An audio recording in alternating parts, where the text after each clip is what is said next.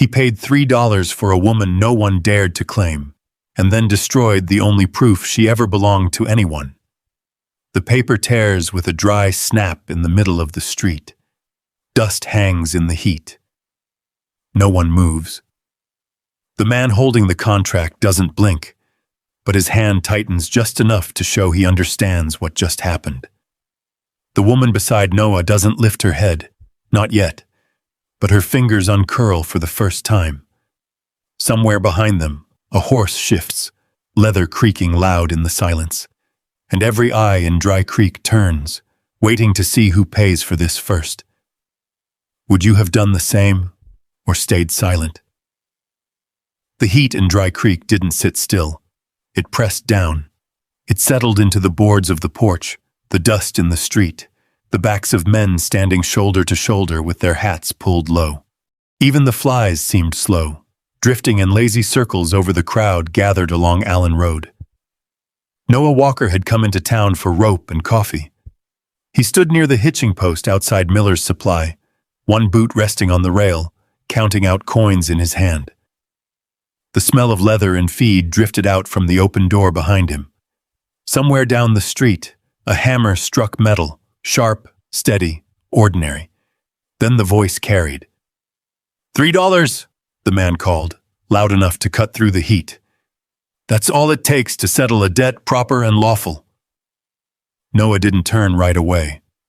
Folks said all kinds of things in towns like this. Most of it wasn't worth listening to. But the crowd had gone too quiet. He looked up. They'd gathered in a loose ring around a wagon crate set in the middle of the street. Not a proper stage, just a box, overturned, sun-bleached and splintered at the corners. On top of it stood a woman. Her head was bowed. A black cloth covered her face, tied tight at the back. It moved slightly with her breathing. The rest of her stood still, hands at her sides, fingers curled in on themselves like she was holding on to something that wasn't there anymore. Noah shifted his weight.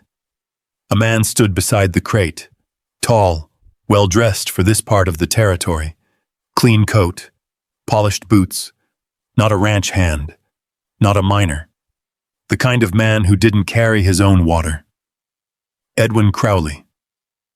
Noah had heard the name before. Everyone out here had.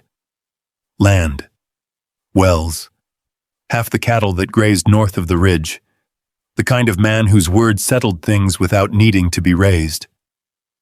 Crowley lifted a folded paper in one hand, holding it up so the sunlight caught the edge. Debt's been verified, he said, calm as if he were discussing grain prices. Her father owed what he owed. No kin stepped forward. No funds came due. This here is the cleanest way to close it. Someone in the crowd shifted. A boot scraped against gravel. No one stepped forward. The woman didn't move. $3, Crowley repeated, glancing over the heads in front of him. Or are we pretending charity has suddenly found its way to Dry Creek? A few dry laughs answered him. Not loud, not proud, just enough to fill the space where something else should have been. Noah felt the coins in his hand press into his palm. $3. He looked down at them, then back up at the crate. The cloth over the woman's face stirred again, just slightly. A breath. That was all. Noah didn't remember deciding. One moment he was by the post. The next he was moving through the crowd, shoulders brushing past men who stepped aside without really meaning to. No one stopped him. No one spoke. Crowley's eyes found him before he reached the front. You aiming to bid? Crowley asked, voice even. Noah stepped up to the crate, close enough now to see the dust on the hem of her dress, the way her shoes had worn thin at the edges. He didn't look at her face, not with the cloth still there. He reached out and dropped the coins into Crowley's open hand. They hit with a dull, final sound. For the record, Crowley said, almost pleasantly, as he unfolded the paper. $3 received in full settlement. Noah took the paper before he finished. The ink was fresh. Names written in a tight, careful hand. Terms laid out clean and simple. Ownership dressed up as obligation. He held it for a second, long enough for the crowd to lean in without realizing they were doing it. Then he tore it in half. The sound wasn't loud, just a dry rip of paper giving way. But it carried. It cut through the heat and the flies and the quiet. He tore it again and again. Pieces drifted down into the dust at Crowley's boots. Noah let them fall. "She ain't bought," he said. His voice wasn't raised. It didn't need to be. "And she ain't owned." No one laughed this time. Crowley didn't move. The coins still sat in his palm, unmoved, as if he'd forgotten they were there. "You misunderstand," Crowley said after a moment. Not angry. Not yet. "That document—" "No," Noah cut in, shaking his head once. "I don't." He turned then, finally looking at the woman. Up close, the cloth hid everything but the shape of her face, still as stone, waiting for something, maybe expecting nothing at all. Noah stepped back from the crate. "You can step down," he said. She didn't move right away. For a second, it seemed like the whole street held its breath with her.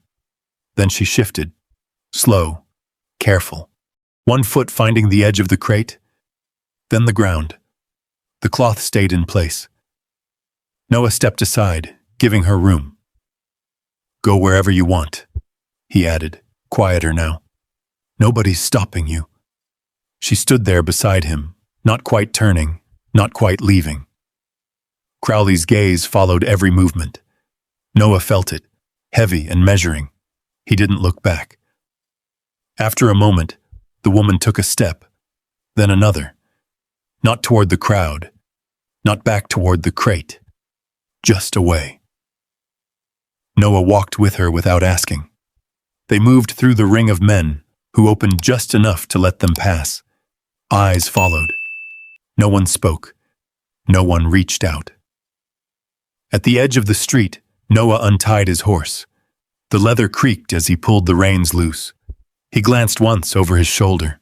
Crowley still stood where he had been, the torn pieces of paper at his feet.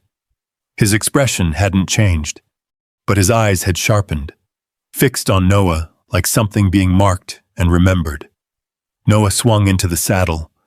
He hesitated just long enough to see if she would follow. She didn't ask. She took the offered hand, climbed up behind him, and settled without a word, keeping her distance even there. Noah clicked his tongue, and the horse stepped forward.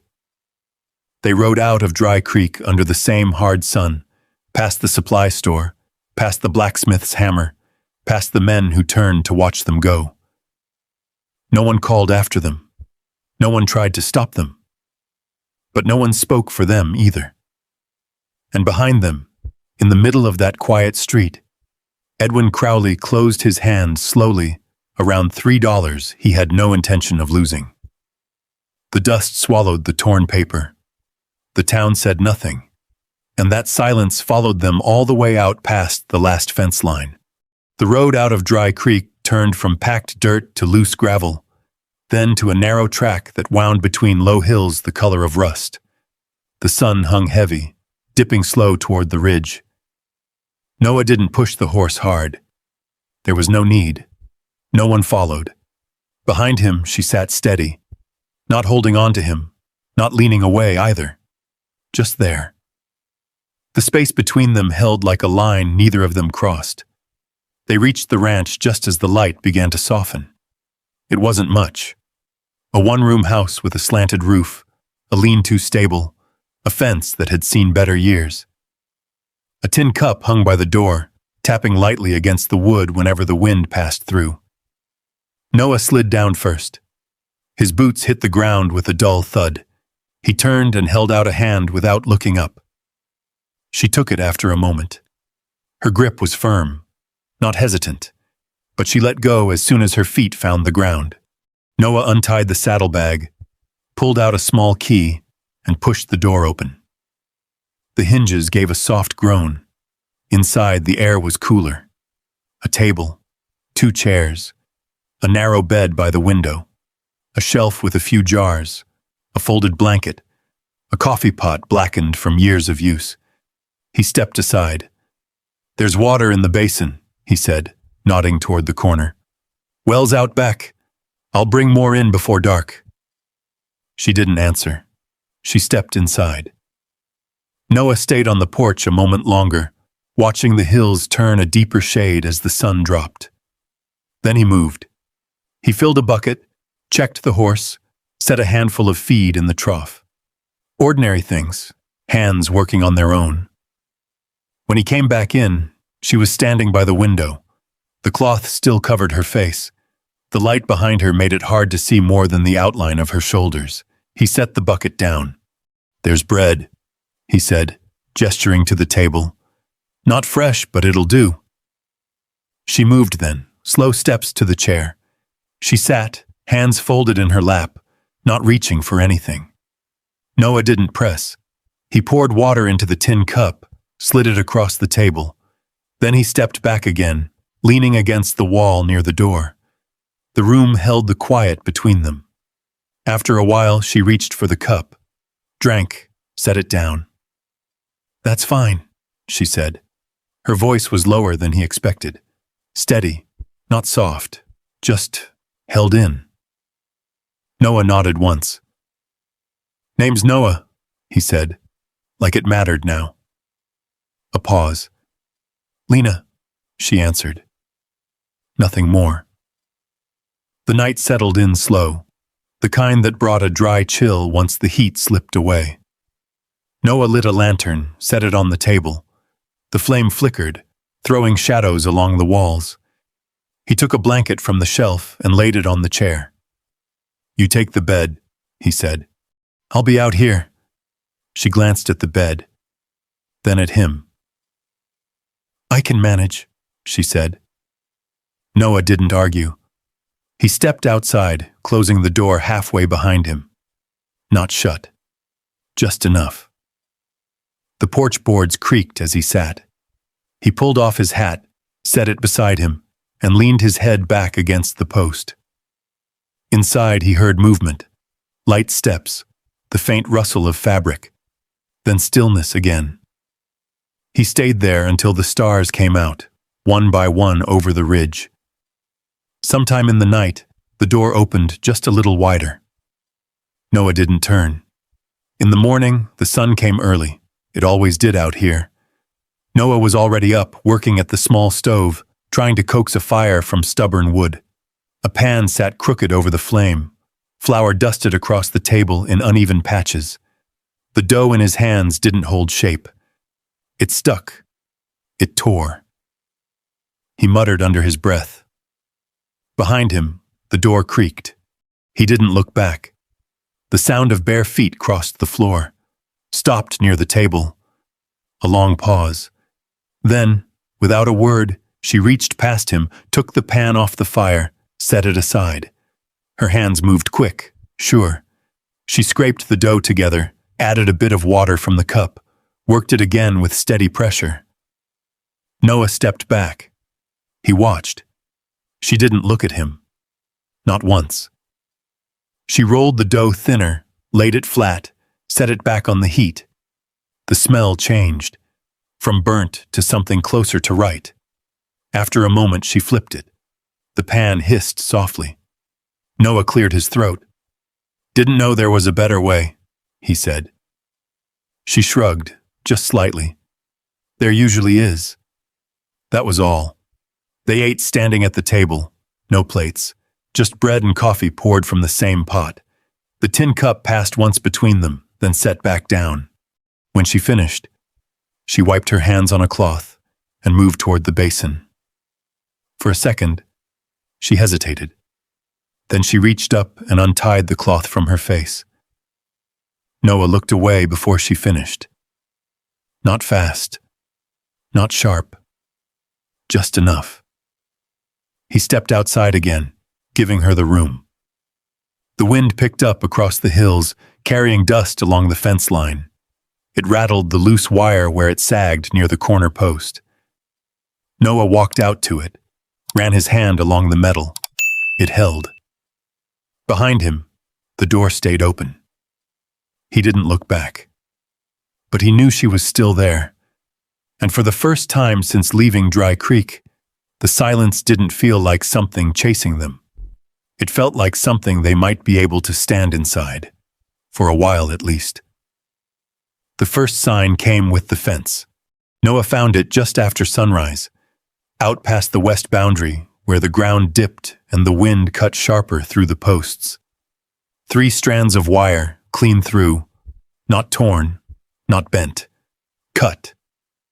He crouched beside it, fingers brushing the edge, smooth, deliberate, a tool, not weather, not cattle. The hills were quiet behind him. Too quiet. He stood there longer than he needed to, eyes tracing the line of the fence toward the ridge. Nothing moved.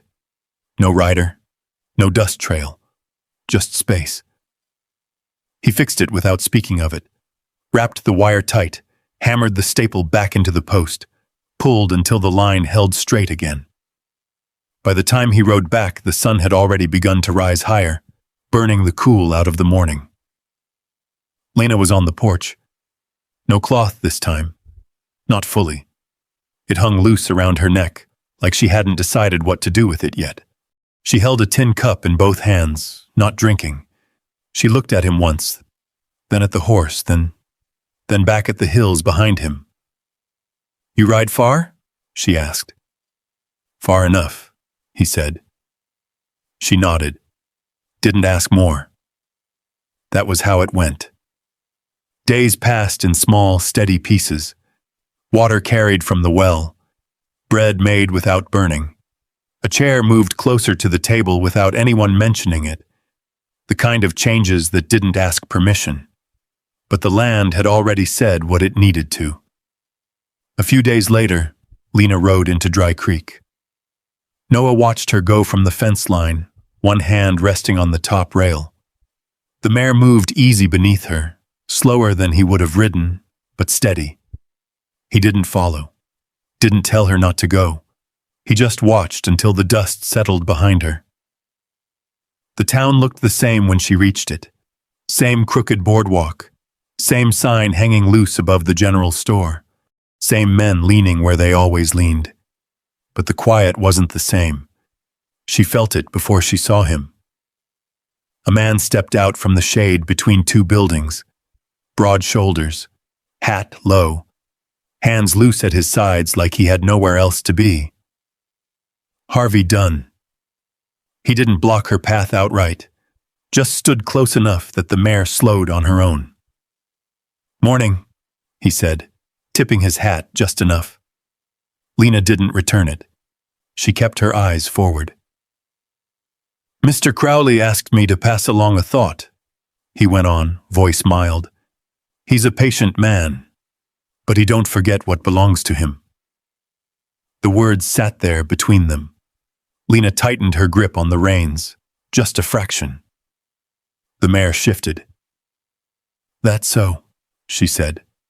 Harvey smiled, though it didn't reach his eyes. "That's so." He stepped aside then, like he'd never meant to stop her at all. Lena didn't look back. She rode harder on the way out of town. The mare picked up the pace, hooves striking faster against the dirt. The wind pulled at her dress, lifted strands of hair loose from the tie at her neck. She didn't slow until the ranch came into view. Noah was already outside when she arrived. He didn't ask right away. He took the reins, tied the horse, gave it a moment to settle. Only then did he look at her. She slid down without waiting for help. "There's a man," she said. "Crowley's." Noah nodded once, like he'd expected that. "What did he say?" She repeated it, word for word. Noah listened, didn't interrupt, didn't look away. When she finished, the wind moved through the yard, brushing against the loose edge of the roof, rattling at once. He walked to the door and reached inside. When he came back out, there was a rifle in his hand. He didn't raise it, didn't check the chamber, just leaned it against the wall beside the door, where it could be reached without thinking. Lena watched him do it. Neither of them spoke.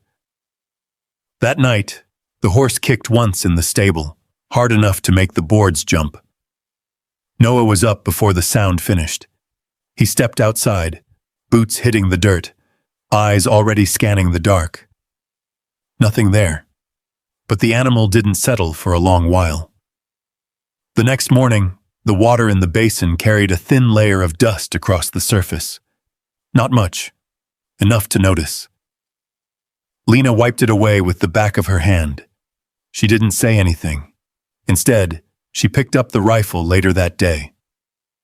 Noah was at the far end of the yard when he heard the first shot. It rang sharp, echoing off the hills. He turned. She stood near the fence, shoulders squared, the rifle braced awkwardly at first. The bottle on the post remained whole. She lowered it. Reset. The second shot cracked cleaner. The bottle jumped, then shattered. Noah didn't walk over right away. He watched from where he stood. She reloaded slow, careful, not rushing, not flinching. Another shot. This time the bottle broke on the first try. The sound carried out across the land. A signal, whether she meant it or not. By evening, the wind had picked up again, pushing through the cut in the hills, carrying with it the dry smell of distant dust. Noah stood by the fence he had fixed days before. It held. For now. But he understood something clearer than before. What happened in Dry Creek hadn't stayed in Dry Creek. It had followed them out here, and it wasn't done yet. The wind changed first. It came down off the ridge colder than it should have for that time of year, slipping through the cracks in the boards, lifting dust along the floor in thin lines that never quite settled. Noah noticed it when he woke before dawn, the lantern still burning low, the room holding a quiet that felt different. Lena was already up. He saw her shadow move across the far wall, steady, deliberate, not restless, not afraid, just working. By the time he stepped outside, she had already tied her boots and saddled the mare. No rush in her movements. No hesitation either. "You heading into town?" he asked. She shook her head. "Further," she said. That was all.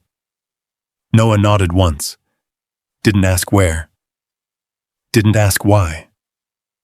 He stepped aside as she led the horse past him. Their shoulders nearly brushed. For a second, she paused, like she might say something more. She didn't. The sound of hooves faded slow down the trail. Noah watched until the ridge took her out of sight. He turned back to the house, to the small things that filled a day. Fixing a loose hinge, checking the well line, running his hand along the fence again, feeling for any weakness. It all held. But the quiet felt occupied. Lena came back near dusk. Dust clung to the hem of her dress, darker than before. She slid down from the saddle without looking at him, untied a small bundle from behind the seat, and carried it inside.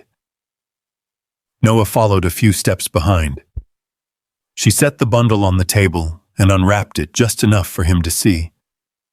Paper. Not one sheet. Several. Folded. Edges worn, like they'd passed through more than one set of hands. "Trade?" he asked. She shook her head again. "Not exactly." She gathered them back up before he could look closer. Noah didn't reach for them. He leaned against the doorframe instead, arms crossed loose. "You planning something?" he said. She met his eyes then.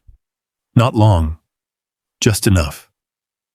"I'm planning not to be taken anywhere I didn't choose to go," she answered. Noah let that sit. The lantern flickered between them, casting shadows that shifted with the wind pushing at the walls. He nodded once. "All right." No more questions. The next few days moved different. Lena left the ranch more often. Not long trips, half a day, sometimes less, always coming back with something small, flour, a strip of cloth, a folded note she tucked away before he could see. Noah noticed. He also noticed she stopped sleeping near the window, not because she was less ready to leave, because she had chosen where she was. One afternoon, he found her out by the fence, not shooting this time, but running her fingers along the wood post where the wire had been cut days before. She pressed her palm flat against it, like she was measuring something he couldn't see. "Wood's older here," she said without turning. "Easier to break." Noah stepped up beside her. "I'll replace it," he said. She shook her head. "Not yet." He glanced at her. She didn't explain.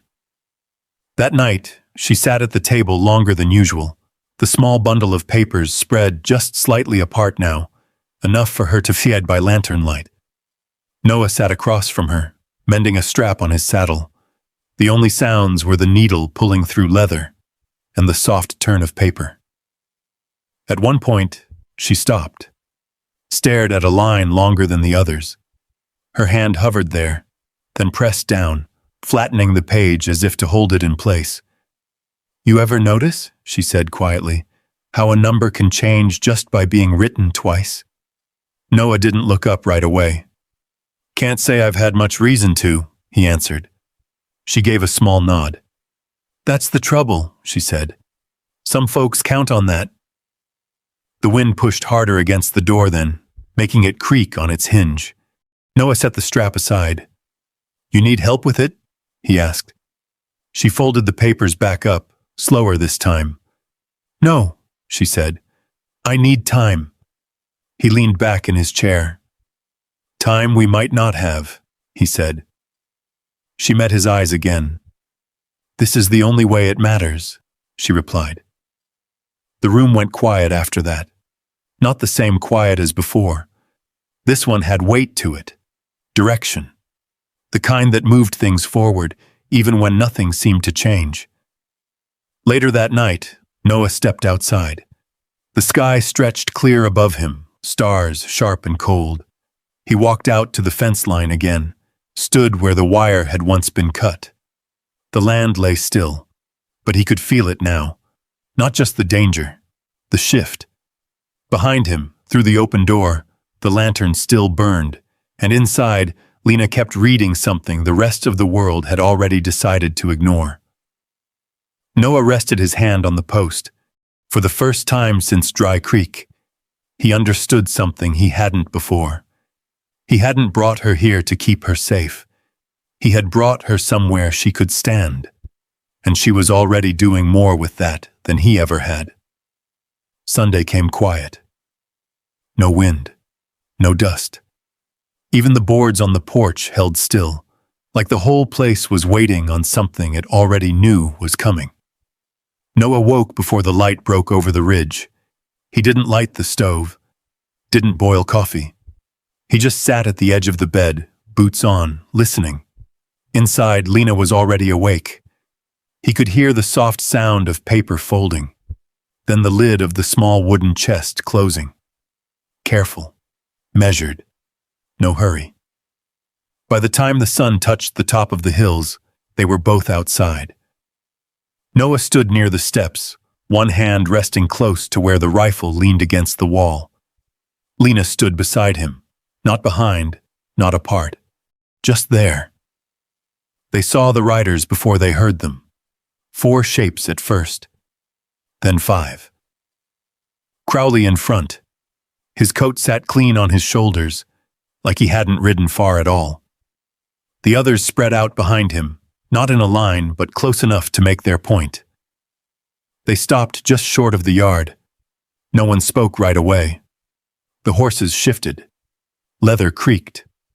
A crow called somewhere off toward the trees, sharp and out of place. Crowley reached into his coat and drew out a folded document. "Morning," he said, like this was any other business call. "I've come to finish what was interrupted in town." Noah didn't answer. Crowley unfolded the paper, holding it up just enough. "Court out of Tucson," he went on. "Signed and recorded. Debt verified. Collection authorized. His eyes moved past Noah, settling on Lena. That includes her. The word sat there. Noah stepped forward one pace. Not enough to close the distance. Enough to be clear. She ain't going anywhere, he said. Crowley's mouth twitched, almost a smile. That's not your call. Noah's hand didn't move from where it rested, but the space between him and the rifle felt smaller now. Behind Crowley, one of the men shifted in his saddle. Not forward, not back, just enough to show he was thinking. Crowley noticed. He lowered the paper slightly. I'm not here for trouble, he said. Just what's owed. Silence again. Then Lena stepped forward. Not fast. Not hesitant. She moved past Noah by half a step. The cloth that had once covered her face was gone. Her hands were steady at her sides. No shake. No rush. Crowley's eyes narrowed just a fraction. That's so, he said. You got something to say? Lena didn't answer him right away.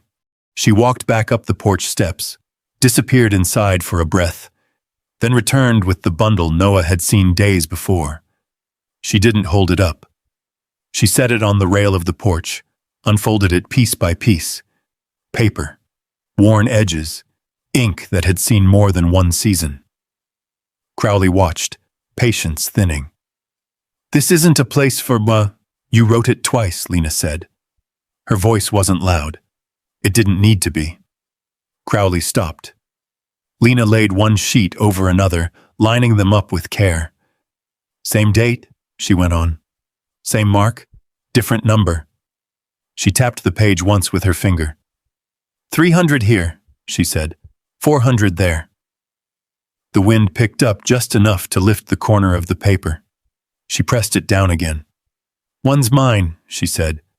My father's hand. She slid the other sheet forward. This one ain't. Crowley didn't look at the papers. He looked at her. Behind him, one of the riders leaned slightly, trying to see. Another shifted his grip on the reins. Lena didn't stop. I rode out this past week, she said. Spoke to folks you've done business with. They got pages, too. Numbers that don't sit right. Marks that don't match.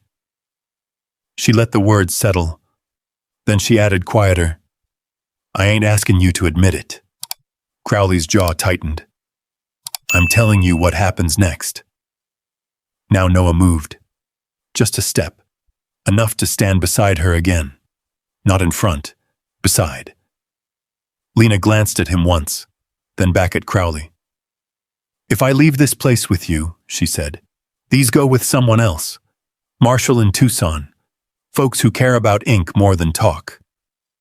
A long second passed. Then another. The horses shifted again. One of them snorted, uneasy. The man to Crowley's right looked down at the papers again, then at Crowley. Something in his face had changed. Not fear. Not exactly. Doubt. Crowley saw it. He turned his head slightly, just enough to catch it without making it obvious. That was all it took. The moment tipped. Not with a shout. Not with a gun. With a small break in something that had looked solid before. Crowley folded his paper back up, slower this time. You're making a mistake, he said. Lena didn't answer. Noah didn't move. The wind pressed once more against the house, then eased.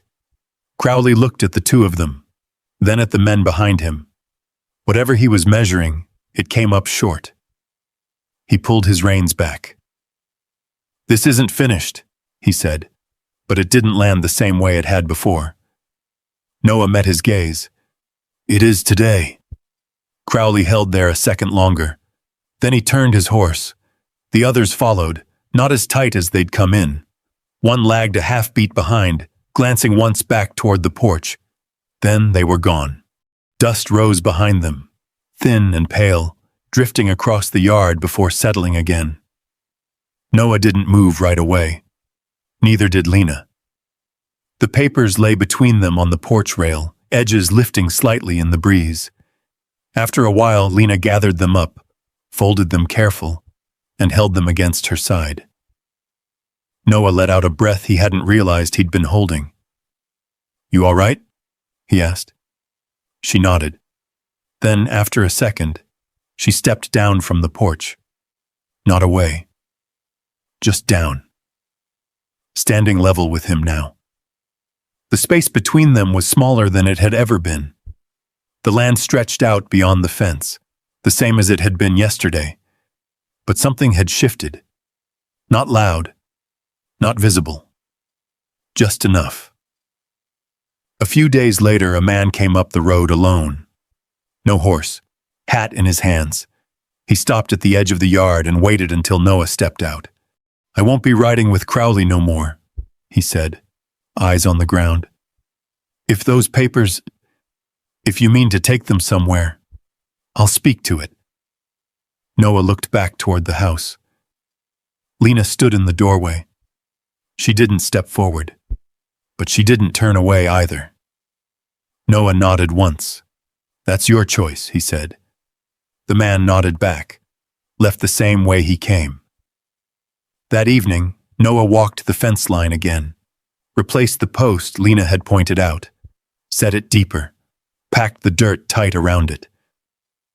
When he finished, he stood there a moment, hand resting on the wood. It held. Back at the house, the door stood open. Lena was inside, setting the papers back into the small wooden chest. She didn't lock it. Didn't need to. Noah stepped onto the porch, brushing dust from his hands. She looked up. Their eyes met. No words passed between them. None were needed. Outside, the light stretched long across the ground, turning the dry earth gold for a few quiet minutes before the day let go. And for the first time since Dry Creek, nothing followed them out here. Not silence, not fear, just the land, and the choice to stay on it. If you stood there with them, dust on your boots, wind moving slow across the fence line, you might feel how quiet that moment really was. No crowd, no shouting, just two people who had every reason to walk away, and didn't. You might ask yourself what you would have done. Would you have stepped in when it cost something? Or would you have told yourself it wasn't your place? Noah didn't fix everything that day. He just refused to look away. And Lena, she didn't wait to be saved twice. She learned the shape of her own voice, held onto it, and used it when it mattered most. Some things in life don't come back around, but sometimes you get a second chance to stand where you once didn't. And if you take it, if you stay, you might find that healing doesn't arrive all at once. It settles in, piece by piece, like evening light across dry land. Love out there wasn't loud. It didn't need to be. It showed up in small things, in staying, in trusting, in choosing each other when it would have been easier not to. Tell me this, was it the moment he tore that paper, or the quiet days she spent preparing that truly changed their fate? If stories like this stay with you, there are more waiting just beyond this one, and I'll be right here to tell them.